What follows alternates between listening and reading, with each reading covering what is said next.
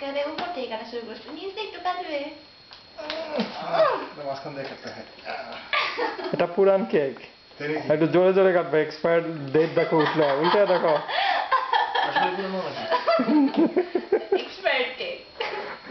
Expire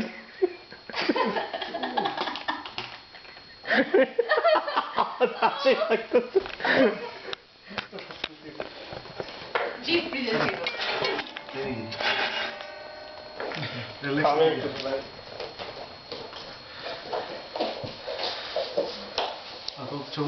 না, ছবি না, ভিডিও। আলো অন্ধকার চলতেছে। এটা আইসক্রিম কেক, এই জন্য এত শক্ত। স্ট্রবেরি আমি তাই করেছি, ইএফএফের বাসায় আইসক্রিম কেক নিয়ে গেছিলাম, গলায় ফেলাইছিলাম। বলতে পারবে না, পোস্টে পাওয়ার একটু নরম হইলে ভালো হইতো। মুখ গুললে মুখ কি হয়ে যাবো তো শক্ত। বন্ধ করি।